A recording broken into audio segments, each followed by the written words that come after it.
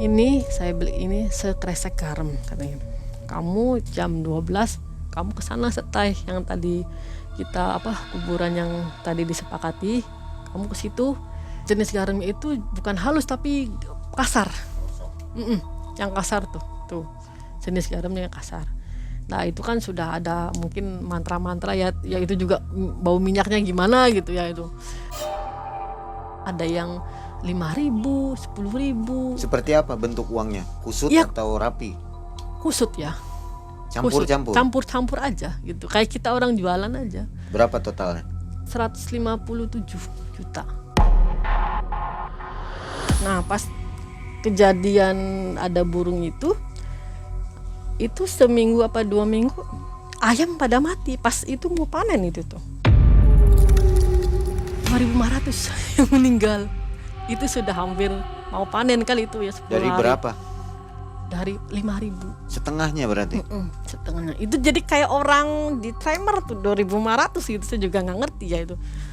Nah ini kejadian ini kan baru tuh. Nah sebelum-sebelumnya nggak kayak gitu.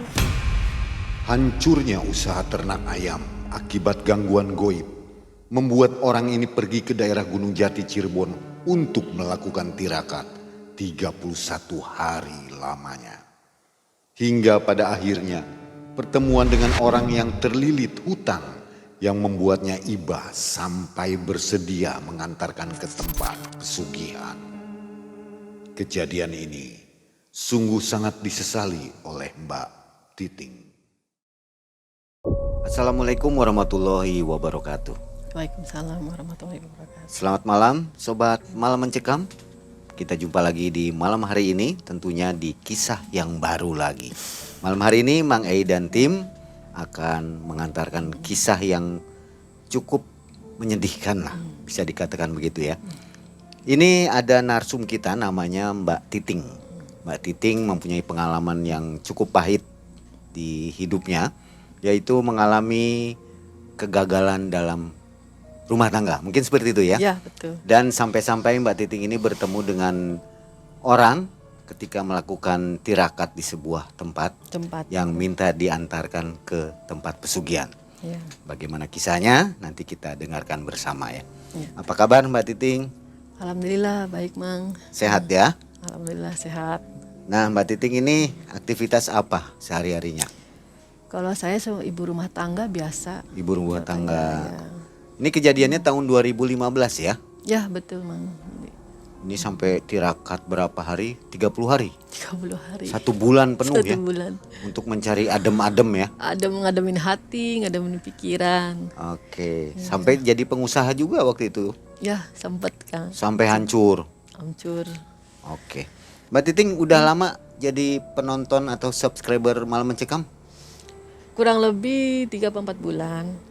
Cuma saya memberanikan diri menghubungi ke sini. Ingin curhat ke Malam curhat Mencekam ke ya? Malam Mencekam. Itu juga butuh apa ya namanya itu, butuh hati untuk kuat gitu. Gimana ini, maju nggak gitu. Cuma saya sih pengen berbagi cerita gitu, pengalaman tentang ya yang saya alami kan. Dari mana tahu mencari narasumber? Dari Facebook. Dari Facebook. Oke. Nah Sobat Malam Mencekam, jadi itu seperti memasang pengumuman ya, bahwa siapa yang mempunyai kisah silakan menghubungi IG, Facebook dan YouTube tersebut ya. Mbak Titing ini kenapa harus pakai masker? Pasti penonton nanya kan? Iya. Ada apa sebenarnya di balik kisah ini? Ya sebenarnya ini kan privasi ya orang yang bersangkutan. Saya kan nggak enak ya, takutnya nanti dianya gimana, malu atau gimana. Jadi saya hanya jaga privasi aja. Oke baik. Mudah-mudahan yang diceritakannya ini nggak marah ya. Ya gitu. Nah semoga sobat semua dalam keadaan sehat walafiat dan banyak uangnya dilimpahkan oleh Allah Subhanahu Wa Taala ya. Amin. Mbak Titing sudah siap berkisah? Siap. Oke, mudah-mudahan kisah ini menjadi tuntunan untuk kita semua dan menjadi info baru dunia mistis ya. Malam Mencekam, semakin malam semakin mencekam. Inilah Mbak Titing.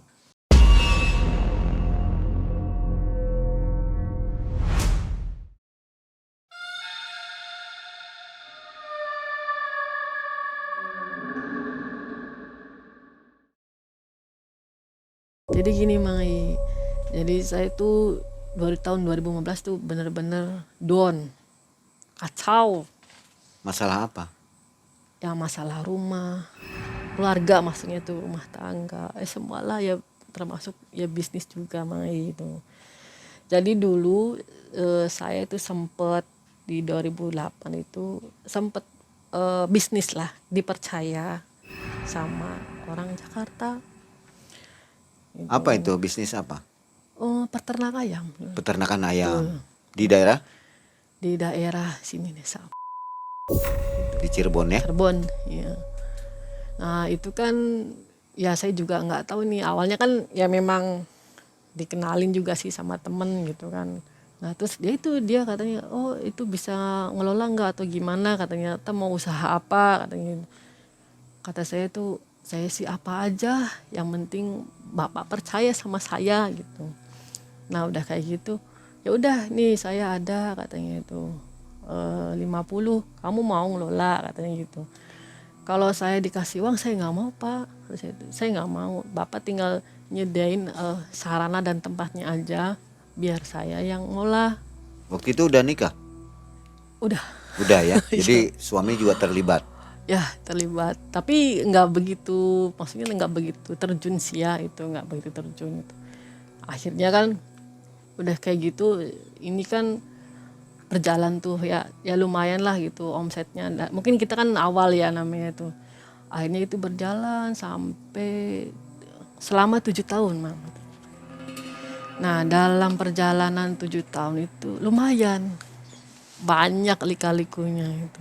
Ya ada seneng, nah inilah yang endingnya yang membuat saya sampai sekarang down. Ya awalnya sih saya sih nggak percaya ya dengan dunia begitu ya Mang. Jadi saya sih orangnya udahlah berserah diri aja lah gitu ya. Tapi dengan seperjalanan waktu itu kan saya memang ada makhluk kayak gitu, saya baru tahu. Cuma baru taunya gini Mang. Malam, saya kan kalau malam kan nggak pernah, jadi tidur mah tidur ya, tapi bangun begitu di waktu jam 10 ke atas saya bangun, saya meriksa lah gitu ya, ada sih yang orang 3 apa 2 ABK gitu yang jaga. Saya sih ya biasa aja kan, saya keliling gitu, posisi ayam gimana gitu kan, sampai ke ya pakan juga gitu ya.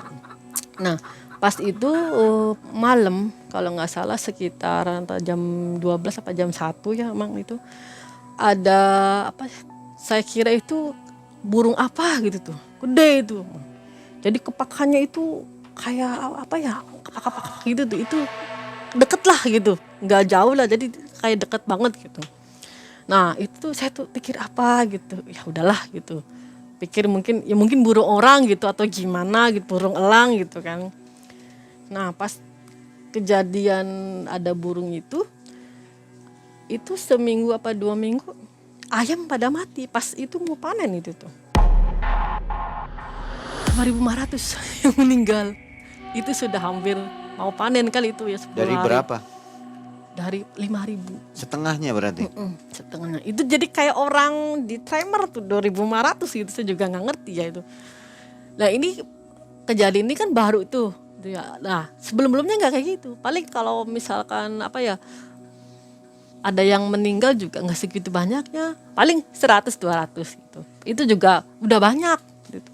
Ya maklum ya, mungkin kan namanya ayam ada dehidrasi, ada gimana lah gitu tuh. Nah pikir saya itu mungkin iya gitu ya, udah itu. Itu nggak ada gangguan penyakit? Kalau sebelumnya nggak ada. Kalau penyakit sih mungkin jadi ayam tuh kekurangan kayak udara gitu, kurang minum atau gimana ya, dehidrasi lah gitu ya. Jadi ayam tuh muter-muter ngaruhan. Dah itu ya.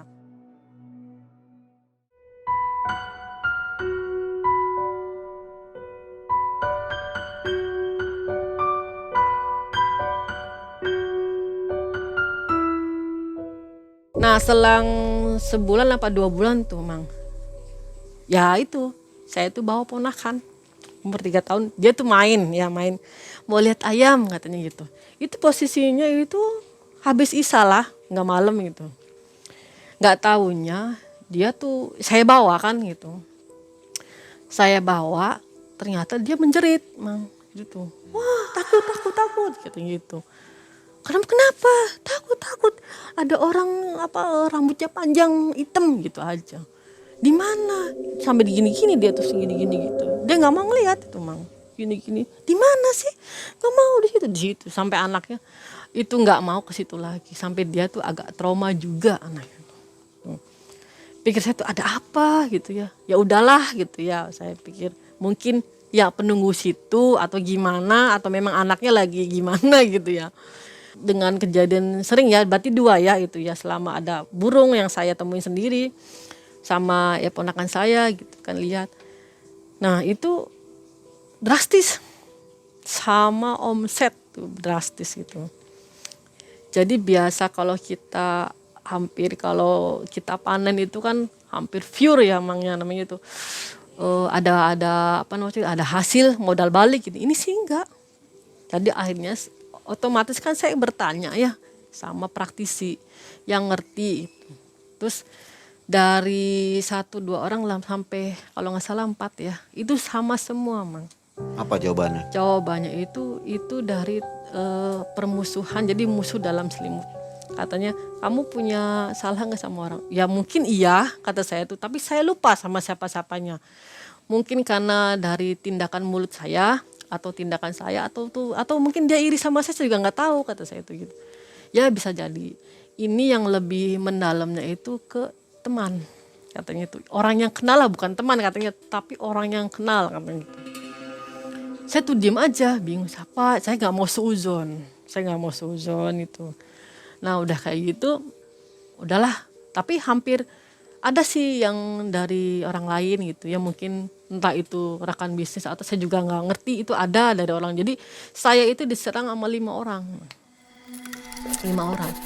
Pengennya salah satu saya tuh itu ambruk, terus saya tuh sakit, lumpuh nggak bisa jalan itu.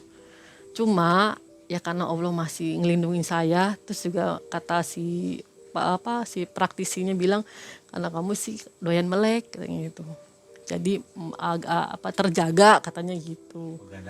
Begadang, karena saya kan malam tuh kayak apa gitu, ronda ngelilingin ayam gitu. Barangkali ada pakan yang kosong, saya kan bisa ngebangunin tuh ABK-nya ya, itu bisa diisi. Memang sih banyak yang kayak gitu. Jadi memang dari praktisi itu bilangnya memang karena diri sayanya suka begadang malam, jadi bisa inilah gitu. Jadi larinya ke usaha, melesetnya ke usaha. Prosesnya ya dari mulai kita ditinggal sama konsumen itu, sampai ayam banyak yang meninggal. Jadi udah berapa kali kita, maksudnya tuh ini ya panen itu tetap yang dulu jadi omset target itu udah jong, malah kitanya udah angus saja, udah nggak bisa. Sampai di titik terakhir itu terendah, ayam tuh yang hidup tuh kalau nggak salah tuh berapa, cuma 200 ekor. Dari 5.000 harus. Dari 5.000 itu cuma 200, udah itu tuh. Akhirnya kan jadi saya kan konsultasi sama masih hidup kan tadinya bapak investornya. Udah Pak, ini gimana? Udah, katanya kamu sabar, kata bapaknya. Emang sih posisinya udah mulai sakit sih bapak tuh. Udah, katanya kamu sabar. Namanya juga orang usaha, saya sih gak apa-apa sampai kamu bisa bangkit lagi, katanya gitu. Cuma saya tuh udahlah, ada semangat ya karena bapaknya kayak gitu. Nggak taunya sebulan setelah ngomong gitu bapaknya meninggal. Tuh, bapaknya meninggal, jadi yang megang kan anaknya. Akhirnya kata anaknya, udahlah nggak usah dilanjut katanya gitu. Ini aset bapak saya berapa, udah dijual aja, nanti dibagi katanya gitu. Akhirnya kesepakatan lah itu dijual, akhirnya kan dibagi. Ya walaupun tadinya saya udah masuk ya itu tombokan berapa ya tetap aja namanya ini sampai saya kan habis semua habis, rumah habis semua itu udah. Nah disitulah tuh Mang saya tuh stres galau sampai wah berantakan aja, sampai saya sih udahlah katanya udah saya sih nggak mau, maksudnya tuh saya tuh pusing, mendingan jalan masing-masing aja kata dia. Ini ditemukan nggak yang mengirim gangguan? Ya, ada, bukan ditemukan sih, memang ciri-cirinya memang mengenal sama orang. Emang saya bermasalah sama orang itu tuh, bermasalah. Tapi nggak balas dendam ya? Lah buat apa? Sudah Pikir saya sajalah gitu. udah sajalah biar nanti Allah yang balas tuh. Tapi feeling saya ke dia, bukan seujungnya, tapi feeling dia ke dia aja gitu. Nah, memang sih udah gitu kan, udah aja lah gitu. Saya kan itu kan tirakat tuh. Akhirnya saya kan untuk menenangkan diri dari masa down gitu, akhirnya saya tirakat. Ini tirakat di mana ini? Di Gunung Jati, di situ. Di Gunung Jati. Itu, heeh. Sebelumnya sih saya memang sih di Talun. Jadi kemana dulu gitu. Atas petunjuk siapa? Atau Ya memang praktisi praktisi juga katanya, menyarankan? menyarankan katanya udah daripada kamu stres, galau, depresi, nanti nggak baik katanya. Justru nanti bangsa halus itu masuk ke kamu, nanti nggak benar kamunya. Mending kamu di sana berdoa, minta petunjuk. Pastilah ada petunjuk. Bukan petunjuk itu masih mau minta petunjuk sama Allah katanya itu.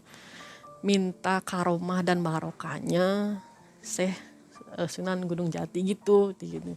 Jadi ya juga ya, daripada saya udah enggak ini, akhirnya saya di situ tirakat. Saya mulai puasa gitu kan. Jadi gini, selama 10 hari saya baru di situ. Saya kan bertemu nih sama berbagai orang, ya namanya itu berbagai macam masalah lah gitu ya udah. Nah, selama tirakat itu ada temen deket saya. Ya dia orangnya lugu ya, dibilang lugu emang polos, dia kayak anak kecil gitu kan. Nah, pernah itu saya tuh kan malam biasa ya, wirid apa. Nah, dia sih yang tahu. Kan dia tidur di sebelah saya, kalau saya kan enggak gitu, terus aja sampai pagi subuh gitu kan. Dia yang ngelihat itu ada 3 orang. 3 orang, kata dia sih orang kampung sih bilangnya ya, ada sungunya katanya gitu. Jadi taring katanya. Ada taring Mbak yang kayak di itu tuh kayak kacak-kacak Bali tuh, kayak topeng-topeng Bali kayak gitu kata dia tuh. Dia tuh mau ada yang bawa itu Mbak, mau nusuk Mbak di belakang. Cuma dia tuh gini-gini doang, nggak bisa katanya gitu tuh. Nah, yang satunya itu orangnya ngeri kayak gini katanya, kayak babi gitu ya, ininya semua babi itu. Nah, yang satunya itu sejenis kayak katanya buta. Kayak orang tinggi gede tapi hijau katanya gitu.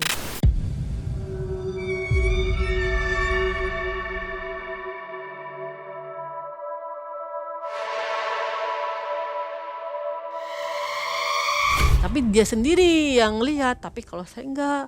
Karena saya kan namanya saya berserah diri ya, nama saya udah pasrah aja itu, udah pasrah itu. Jadi akhirnya saya tuh udah gini terus aja. Memang kerasanya nggak enak di badan tuh, kayak berat sini, cuma udahlah saya harus fokus gitu kan tuh. Cuma teman saya yang melihat tuh. Dah itu. Nah, di hari ke-20-nya ya memang ada kejadian lagi itu tuh. Dah. Di situ kan kata ada lagi yang tukang sandal tuh yang biasa ya, di situ kan ada sih. Katanya ngelihat orang bersorban katanya. Jadi saya kan kalau masjid asrama perempuan sama itu kan beda ya. Jadi orang tuh si yang ini ngelihat ya, ada orang yang pakai sorban ngeliatin saya aja katanya. Sedangkan saya kan lagi ada di masjidnya tuh Pak, di situ tuh Mang masjidnya. Nah, itu katanya kok orangnya kayak pernah lihat di gambar-gambar kata si tukang sandalnya tuh. Udah itu tuh. Kata tuh, bener enggak Mbak? Wah, barangkali halusinasi aja Masnya. Enggak Mbak, saya tuh bener aja. Saya tuh masa kayak ngimpi, tapi nggak ngimpi. Cuma memang sih jaraknya nggak begitu deket kata dia tuh. Tapi saya tuh nggak buta katanya sampai diginiin. Bener enggak? Tapi bener, mukanya tuh kayak yang di gambar-gambar kata dia tuh. Gambar-gambar apa? Yang di deretan kayak apa? Sunan-sunan kayak gitu. Tapi saya nggak tahu aja yang mana gitu. Udah oke dah. Nah, udah gitu. Akhirnya kan selang mau ke 30 hari kan saya mau pulang tuh rencananya. Nah, ini saya ketemu sama temen yang ya itu ya, temen di situ maksudnya gitu kan. Ya sebut aja namanya Mbak Lisa. Ya memang sih dia kan seumuran saya gitu kan. Dia itu kan memang awalnya kan nggak terbuka. Cuma saya sering lihat tuh dia sering menyendiri. nangis gitu kan. Pikir saya udahlah saya nggak bisa ya, maksudnya tuh nggak mau negur, nggak enak gitu kan. Ya udahlah gitu, jadi akhirnya diem. Mungkin dia mau cerita sama siapa, mungkin karena cuma ada saya aja gitu kan. Akhirnya dia cerita tuh, cerita kata situ. Saya tanya, Mbak Lisa dari mana katanya. Oh saya dari sana katanya tuh. Dari asalnya dari mana Mbak? Saya dari Tasik katanya gitu. Oh Tasik. Kenapa Mbak selalu sendiri aja? Mbak kangen tas sama anak atau gimana? Dia diem tadinya tuh nggak mau cerita. Oke lah ya, mungkin dia masih belum mempercayai karena baru ketemu kan. Oke. Jadi saya sama Lisa tuh sering kan kita makan situ kan. Sering kita berdiskusi masalah agama gitu kan. Nah udah kayak gitu, saya kan terus dia gini, akhirnya dia ngomong ke saya sebenarnya punya masalah katanya itu. Loh masalah apa? Apa dengan keluarga? Apa dengan suami? Nah kata dia, ya masalah keluarga dan suami juga bisa, tapi lebih ke arah pribadi katanya. Maksudnya gimana? Kata saya itu ya. Ya saya hutangnya banyak. Saya ini ditunggu sampai bulan depan. Saya kudu harus ada 200 juta. Gitu.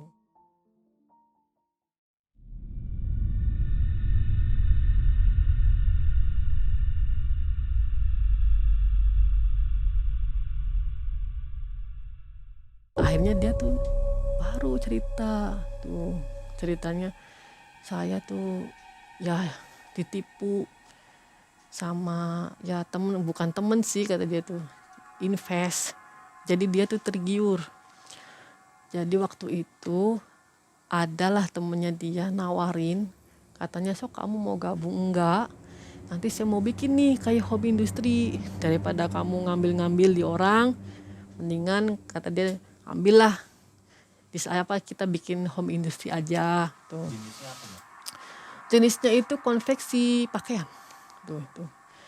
Jadi dia tergiur, udahlah ini aja daripada kamu ngambil-ngambil katanya, mendingan bikin sendiri, produksi sendiri katanya gitu.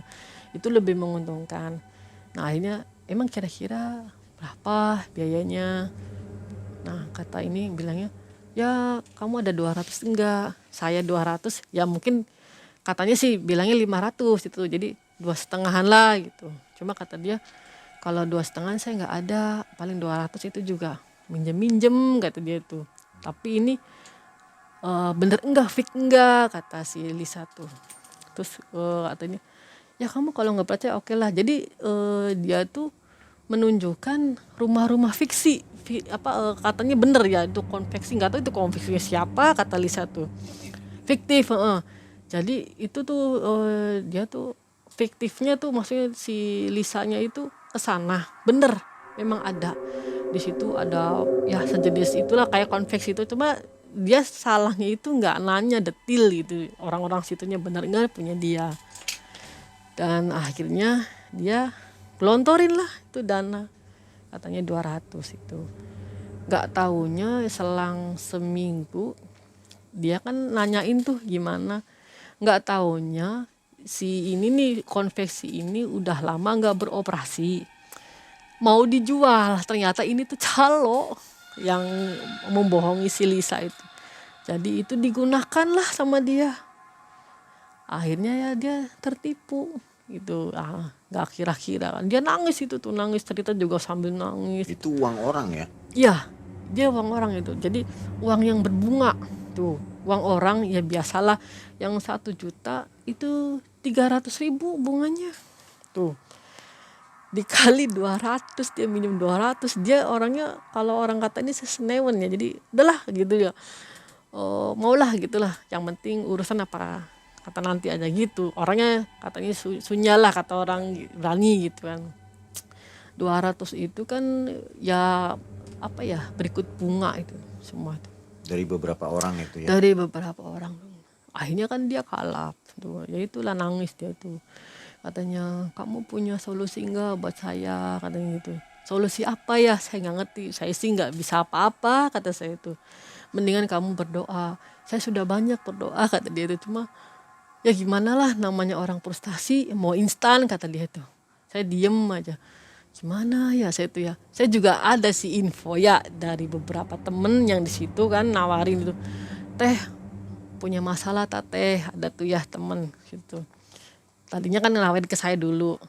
Nah kata dia kalau teteh punya masalah nanti saya anter yuk ke sana. Atau barangkali teteh punya temen, gak apa-apa saya anter tak ke sana katanya gitu. Maksudnya gimana yang instan gitu kan. Kalau saya pribadi saya nggak mau kata saya tuh. Saya sih hanya pengen menenangkan pikiran sama pengen minta petunjuk aja sama Allah gimana kata saya tuh. Dah. Nah itu setelah itu kan saya pikir mau enggak ya sama ini gitu kan. Akhirnya saya sebenarnya saya nggak mau ya. Cuma terserah ininya tuh memohon-mohon si lisannya tuh. Ayo tuh, oh, Mbak, tolong sih Mbak, tolong saya Mbak. Saya kalau misalkan di penjara, anak saya sama siapa? Suami saya sudah nyerahin, sudah nggak tahu kemana dia. Dan anak saya sama siapa? Sedangkan dia keluarganya kan sudah kayak nggak peduli. Nanti nasib anak saya gimana? Emang sih dia bawa anaknya dibawa itu. Waktu itu anaknya masih 1,5 tahun tuh. Nah, udah kayak gitu, saya tuh bimbang ya antara mau ngasih tahu apa enggak gitu kan. Tapi dianya merengek-rengek gitu kan. Hampir malam nangis terus. Jadi saya bingung ya. Aduh gimana ya. Cuma saya tuh ya udahlah berbalik lagi kan ke badannya. Akhirnya kan saya ya udah gini aja nih. Mau atau enggak, milih atau enggak itu sih maksudnya tuh pilihan sendiri gitu kan. Akhirnya saya ketemuin lah sama si dia temen yang di situ gitu kan. Gimana teh? Ini kata saya itu ya ada teman saya nih, tapi ini ngobrol sendiri ya, saya nggak mau ini, sok ngobrol sendiri aja kata saya itu. Akhirnya ngobrol tuh. Nah ini kan dikasih dua metode tuh.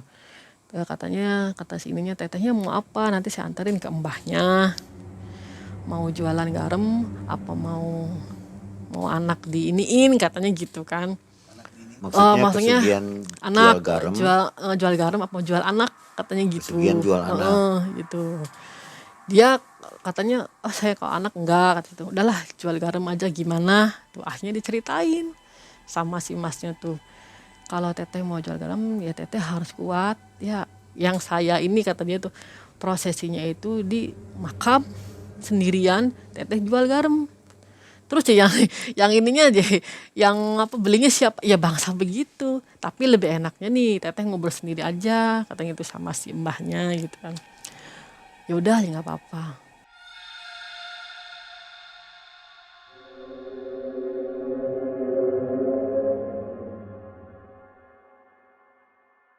Akhirnya kesana lah kita kan gitu. Nah udah kayak gitu ditemuin sama mbahnya. Nah bilang kata mbahnya, kamu berani kuat ngadepin yang belinya katanya gitu. Soalnya bukan dari ini aja, hawanya aja sama baunya aja, kamu pasti katanya tuh, kamu tahan nggak katanya gitu kan.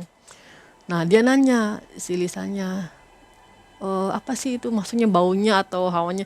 Kalau hawanya itu kan beda, karena kan kita ketemu dengan bangsa begitu. Bukan bangsa manusia katanya. Nah baunya itu kan tahu sendiri kayak apa baunya. Ya tahu sendirilah bau bangkai kayak gimana kan gitu. Nah udah kayak gitu kata dia. Udahlah mbah saya mau kata dia tuh. Bener mau iya. Utang saya 200 juta. Jadi di sini kata si imbangnya tuh. Ini buat khusus bayar hutang katanya. Untuk kamu untuk kaya itu bukan nggak bisa katanya gitu, cuma hanya bisa membantu bayar hutang saja katanya itu juga tidak lebih tidak kurang segitu tuh. Jadi kan mungkin ada ya kalau misalkan hutang saya 150, nah kan 200 tuh misalkan 50-nya buat itu nggak bisa. Jadi memang bangsa kayak gitu tahu hutang kamu segitu jadi nggak bisa nyempilin 100 perak juga nggak bisa katanya itu. Jadi segitu jadinya tuh. Akhirnya dia ya udahlah saya mau mbah kata dia tuh. Ya udah gini, saya sih saya tekankan lagi ke si Mbak Lisanya. Mbak Lisa pikirin dulu ya kalau misalkan ini mundur nggak apa-apa kan gitu sebelum proses ini. mundur nggak apa-apa. Kata dia, enggak lah, saya ngelihatnya anak saya gimana kalau saya di penjara, katanya gitu. Jadi dia tuh sudah nangis nggak karuan lah gitu di depan si mbah tuh ya. Nah udah kayak gitu, ya udah kalau mau yaudah nih beliin apa sih ya, minyak sama apa 500.000 ya waktu itu, 500.000. Ya udah nanti, tapi ini mau enggak cari tempatnya sendiri, tapi syaratnya itu harus di meninggal yang kalau nggak bunuh, tanya gitu. Sok kamu cari tempatnya nih, tempat buat ininya nih, setainya gitu di situ. Kuburannya maksudnya. Kuburannya, maksudnya gitu. Ya kan bingung tuh, dah itu. Jadi saya sama Mbak Lisa kan, saya nggak itu ya, cuma dia sendiri yang nyari gitu kan. Katanya dia nyarilah di daerah sini ada, di nggak tahu di apa, katanya di situ kan ada. Nah itu ternyata dia nyari sendiri. Ya kata dia tuh ya nyuruh lah kuncen-kuncen situ. Jadi kan tahu tempatnya mana nih yang, tapi bener yang harus yang bener. Kalau misalkan katanya, kata si mbahnya, kalau misalkan itu bohong, bukan itu nanti dampaknya kamu sendiri katanya gitu. Kamu mau, dia kan enggak mbah bener katanya itu. Ini saya informasinya bener dari yang tukang gali yang situ, tahu lah gitu kronologis meninggalnya kayak gimana. Oke, nggak apa-apa kata saya, udah nggak. Tapi nanti ritualnya mulai berdasarkan hari lahir katanya gitu. Kamu lahirnya ada apa katanya? Oh saya Senin Kliwon katanya gitu. Oke lah kalau Senin Kliwon nanti Senin Kliwon. Jadi berdasarkan yang bersangkutan hari lahir gitu. Ritualnya itu. Nah akhirnya hari yang ditunggu kan datang tuh. Nah itu kan pas ini gimana mbah katanya gitu. Ini saya beli ini sekresek garam katanya. Kamu jam 12 kamu kesana setai yang tadi kita apa kuburan yang tadi disepakati, kamu ke situ. Saya nggak bisa nemenin kan, nggak boleh, sama aja bohong katanya itu. Jadi kita semua tim di sini 100 meteran lah kalau nggak salah itu kan. Jenis garam itu bukan halus tapi kasar. Yang kasar tuh jenis garamnya yang kasar. Nah itu kan sudah ada mungkin mantra-mantra ya itu juga bau minyaknya gimana gitu ya itu. Nah udah kayak gitu si ininya ibunya tadinya agak ragu, si Mbak Lisanya tuh maksudnya tuh agak ragu ini nih. Kalau posisinya Mbak Titing di mana? Saya sebelum Mbak Lisa kesana ya sama Mbak Lisa gitu kan ya, 100 meter lah dari Mbak Lisa berdiri ya. Jadi sebagai tim pantau. Tim pantau. Betul, tim pantau. Tapi tim pantau juga udah kayak gimana gitu Berapa perasaannya. orang tim pantaunya? 4 sih sama Pak mbahnya tuh maksudnya tuh. Ditungguin ya? Ditungguin itu, takutnya nanti ada apa-apa gitu kan. Jamnya itu kita ke situ tuh sekitar jam 11. Jadi sepi orang, emang nggak boleh rame gitu kan. Jadi kita nggak bergerombol. Jadi kita satu-satu dulu gitu kan. Nah udah kayak gitu, jam 12 malam si Mbak Lisanya sendiri sana. Cuma dikasih arahan kan sama si mbahnya. Katanya kamu harus benar-benar yakin, tapi jangan nyebut nama Tuhan katanya itu kan, maksudnya kayak Assalamualaikum, Bismillah gitu kan. Itu katanya tuh jangan, itu sebagai maksudnya tuh buat ini kan nanti nggak ada yang itu katanya tuh. Oke mbah aja, bener ya, ingat jangan sampai ngelihat muka katanya itu. Kalau kamu ngelihat muka ya resiko sendiri katanya itu. Muka yang beli gitu. Jadi yang beli itu kan berbagai makhluk, entah itu kayak apa saya juga nggak tahu kata mbahnya tuh. Tapi ya memang ya kayak gitulah bangsa-bangsa begitu kan. Kamu kuat enggak? Jadi jangan sampai keinginan hati kamu ya, pikiran kamu, saya pengen tahu nih siapa aja itu udah godaan kata si mbahnya tuh.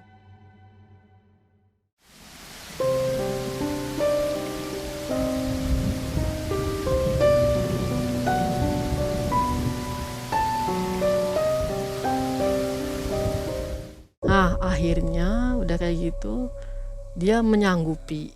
Enggak. Oke lah mulai setai itu jam 12.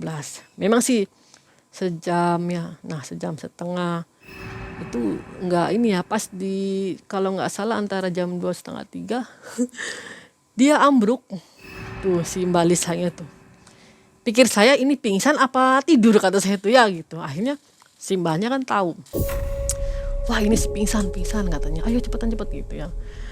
Akhirnya ya itu kita amankan dulu kan, gotong gitu. Ditaruh di tempat kayak apa sih ya, dekat rumah warga juga ya situ ya. Nah disuruh sadar dulu kan balisannya. Nah memang sih itu uangnya masih tuh. Untungnya cepet dibawa. Kalau nggak cepet dibawa kata si mbahnya, itu jadi daun, kamu sia-sia katanya gitu.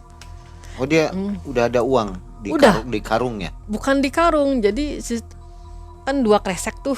Dia kan kreseknya bawa garam, yang saya tahu ya. Bawa garam sama kayak kresek gitu. Ya kresek kecil apa yang hitam tuh itu kan. Nah, itu dia bawa di situ. Udah penuh uang itu. Baru apa sih kalau nggak salah ya mungkin hampir penuh ya, cuma karena dianya pingsan. Jadi nggak tahu tuh. Jadi harusnya sekresek udah hitungannya segitu, kata Mbah sih. Pokoknya habisnya garam itu ya segitu, 200, nggak kurang nggak lebih kata Mbahnya.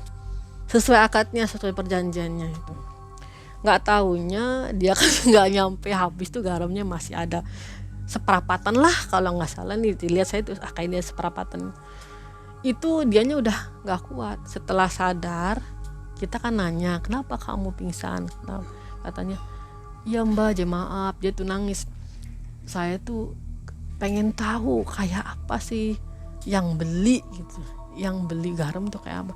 Ternyata yang dia lihat itu berupa ada yang matanya hilang katanya gitu, terus ininya nggak karuan. Nah ada yang ya pocong, ya kuntilanak, banyak lah katanya. Itu kayak tuyul-tuyul gitu, berderet gitu.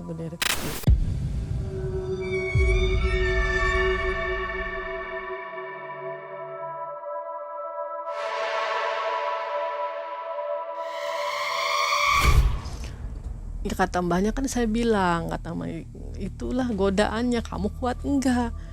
Ya mbah ya maaf deh saya tuh lupa tuh. Nah pas itu kata dia tuh pas dia begini lihat tuh, astagfirullahaladzim gitu, dia langsung teriak astagfirullah gitu. Akhirnya dia pingsan tuh. Biasanya jual garam atau jual sate gagak itu kan harus. Kalau ini enggak ya? Enggak biasa ya, normal aja lah gitu pakaiannya gitu, nggak nyuruh begitu. Ya memang sih udah gitu kan kata si mbahnya, kalau nggak cepet dikeluarin dari area itu nanti ini jadi daun, kamu sia-sia katanya gitu. Kita ngitung, saya tahu iya ya. Jadi tuh ada yang 5.000, 10.000. Seperti apa bentuk uangnya? Kusut ya, atau rapi? Kusut ya. Campur aja gitu. Kayak kita orang jualan aja. Ada 5.000, ada 10.000, 100 gitu. Jadi ya memang rancak lah sampai kayak di receh kayak gitulah. Berapa totalnya? Kalau nggak salah waktu itu 157 juta. Nah si ini kan emang sih sempet kan pada dia tuh mau ngasihkan sama teman saya. Jujur kita dikasih nih 500 ribuan, tapi bukan dari hasil situ, enggak, jadi duitnya dia gitu. Nah itu kata saya tuh, nih mbah ada efeknya nih, saya nggak mau kata saya tuh, kalau ada efeknya saya nggak mau nih. Enggak, ini kan murni sebelum, bukan dari hasil dari itu katanya tuh. Memang saya juga nggak mau, kata mbahnya juga. Itu kan mbahnya dibayar juga? Dibayar mbahnya juga. Pakai uang asli itu ya? Asli, jadi uang pribadi dia, bukan dari situ. Kalau misalkan kan tahu dia juga ngomong, pertama lagi awal mau itu, kamu kalau mau bayar kita mediator atau saya katanya itu pakai uang pribadi. Kalau misalkan kamu melenceng pakai uang itu, nanti kamu kena sendiri katanya gitu. Akhirnya ya udahlah aja. Sebelum ritual ya kita dibagi uang dulu, bukan dari waktu itu. Jadi saya mau ya, namanya rezeki ya saya terimalah gitu yang rezeki. Cuma selepas itu memang sih saya kan ngomong, udah jadikan pelajaran kata saya tuh. Yang penting kamu banyak ikhtiar sih apa aja kata saya tuh. Yang penting kamu yakin, pastikan Allah tuh pasti bantu. Iya, cuma saya tuh bersalah juga dengan minta kayak gini. Cuma mau gimana lagi, yang instan cuma ini katanya tuh. Cuma ini kan terakhir, terakhir dan saya nggak mau melakukannya lagi katanya gitu. Ya sudahlah, syukur kata saya tuh. Udahlah sekarang kamu kecil-kecilan aja, nggak apa-apa. Yang penting maler kata saya tuh. Nggak usah neko-neko atau gimana. Yalah, ya udahlah, ya makasih ya. Kamu udah, walaupun dia ngasih jalan kayak gitu, ya tetap aja saya juga nggak enak ya namanya itu, kayak merasa bersalah juga gitu kan. Cuma saya kan sudah berulang kali, saya selalu mengingatkan, dipikirin gitu kan, jangan sampai gimana. Ya kata dia, ya udahlah, ini mah hidup saya, kata, udah pilihan saya, kata si Malisanya. Saya juga minta maaf karena udah minta ngelibatin kamu kesini katanya gitu. Terus uangnya dibayarkan atau gimana? Ya dibayarkan. Ya itu emang sih saya kan pengen tahu ya gitu, bener enggak dia tuh katanya. Ya utang sampai nangis. Ya bukannya kepo ya namanya gitu, saya tuh pengen tahu aja. Nah besoknya, bukan besoknya, 2 harinya itu. Nah emang yang itunya tuh datang. Nih yang ininya. Kok ini segini nih. Terus akhirnya dia separuh dulu aja katanya segini. Nanti sisanya cicil aja. Terus kata dia, ya udahlah. Nah itu bisanya, tadinya kan dia marah-marah. Ternyata dia tuh sebelumnya tuh ngomong ke si mbahnya tuh, "Mbah, ini orangnya marah-marah nih mbah, nih gimana, kan dapatnya cuma 157," kata dia tuh, nggak nyampe 200, gimana mbah, siapa aja namanya.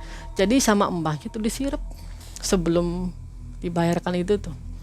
Ya udah nanti kamu nih kalau ketemu sama orangnya baca ini aja katanya itu, gini. Nanti gimana mbak, dia masih ketakutan juga, nanti marah-marah loh mbak, orangnya ngeri, kalau marah tuh wah saya sampai dipermalukan kata dia tuh gini. Enggak, tenang aja, nanti dia nggak marah, dia pasti nerima, dan nanti sisanya dia nggak akan ngejar kok katanya gitu.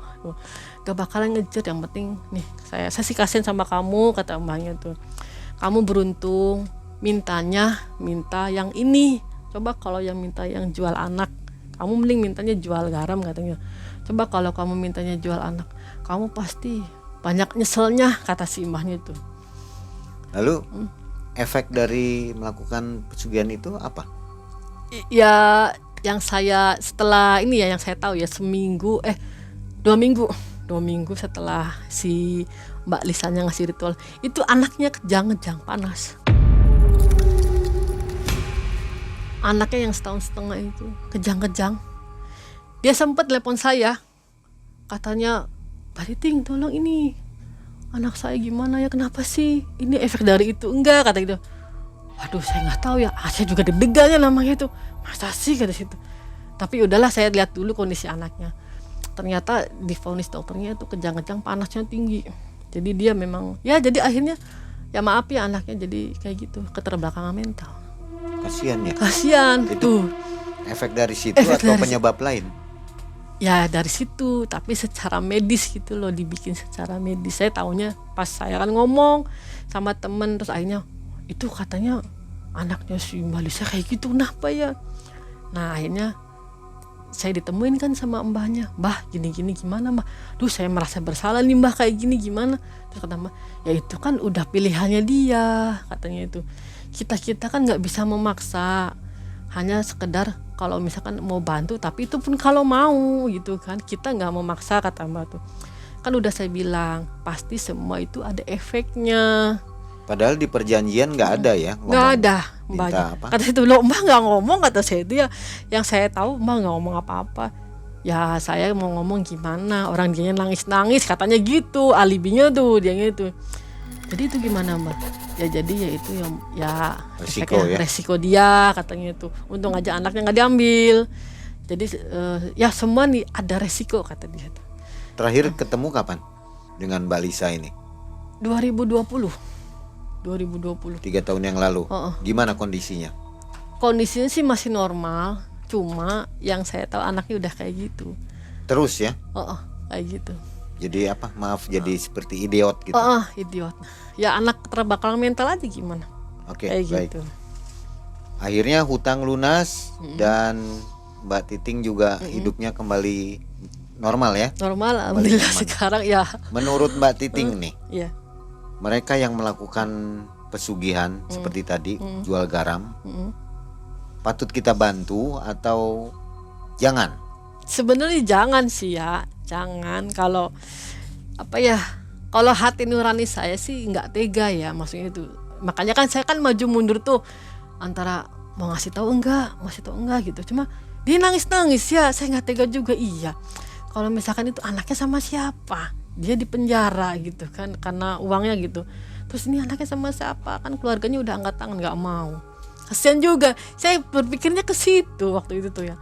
Akhirnya ya udahlah, ini sih terserah ya namanya tuh. Saya tuh walaupun nunjukin juga sama aja sih ya namanya itu, kitanya juga Tetap merasa berdosa. berasa Ya? iya namanya bersalah juga. Cuma di sisi lain saya lihat anaknya, iya nanti sama siapa, tapi memang dia memang dia asli kesulitan waktu itu tuh. Kehidupan ekonominya seperti apa di tahun kemarin 2020? Kalau nggak salah seperti biasa, dia normal. Jualan gitu. Nanti kalau penonton MM tahu dan minta diantarkan jualan garam nih di kuburan, mau nganter nggak? Enggak udah tutup, saya nggak mau. Saya udah cukup bantu satu orang aja, itu juga saya masih merasa bersalah juga karena ngelihat efeknya ke anaknya kok gitu. Kan saya nggak tahu tuh perjanjiannya, kan si mbahnya nggak ngomong kan, katanya nggak ada efek gitu kan. Ya pikir nggak ada efek gitu. Cuma mungkin dengan keberanian doang kan, pikir saya kan kayak gitu tuh. Nah ini ternyata ke efek anaknya, kata saya kok mbah nggak ngomongnya dari awal, kata Kasian mbah. ya. Iya, jadi walaupun itu saya nggak mau. Jadi nggak akan mau nih Nggak. ada penonton MM yang minta Oh diantarkan. enggak, cukup Nah, satu kali. nonton MM jadi jangan coba-coba minta kontaknya Mbak Titing, pasti tidak akan diantar ya. Tidak akan ditunjukkan tempatnya. Nggak bakalan. Menurut Mbak Titing, untuk mereka yang sedang gelap mata, gimana? Ya kalau saya sih mending pribadi mendekatkan diri sama Allah. Walaupun mungkin lama ya, yang namanya kan beda ya, namanya itu instan sama yang non instan itu. Saya lebih baik cari barokahnya. Seperti yang dilakukan Mbak Titing di Ya, ini ya, di Gunung iya, Jati Gunung itu. Jati itu. 30 hari. 30 hari. Akhirnya itu. hidup kembali normal. Kembali normal. Untuk bisnis ayam, ternak ayam, jadi lebih berbeda dengan bisnis lainnya ya. Ya. Kayaknya lebih harus ada benteng atau enggak? Nah, maksudnya benteng goib untuk perlindungan agar ayam nggak mati. Gimana menurut Mbak Titing? Ya memang harus ada benteng juga. Kan kita nggak tahu kapan dimanapun siapa waktu yang suka atau enggak ke kita, kan kita nggak tahu. Ya modal benteng itu dari kitanya kan harus banyak sholat gitu kan. Ya. Zikir Ya. itu dari Jadi situ. beda pendapat Bentengnya, ya, masing-masing punya pendapat. Ada yang pakai benteng, ada yang Betul. enggak. Silahkan itu menurut pendapat Betul, masing-masing. kayak gitu. Terima kasih Mbak Titing, kisahnya menambah Ya sama-sama. informasi tentang dunia bisnis ayam dan jualan garam, pesugihan jualan garamnya. Terima kasih. Mudah-mudahan kita semua selalu dilindungi dan Amin. tetap berjalan di jalan Allah ya. Ya amin, Mang. Dan tentunya sobat semua akan dilimpahkan rezeki juga kesehatan oleh Allah Subhanahu wa taala. Akhirnya Mang Ai dan tim undur diri. Terima kasih Mbak Titing. Ya, sama-sama, Assalamualaikum Mang. warahmatullahi wabarakatuh.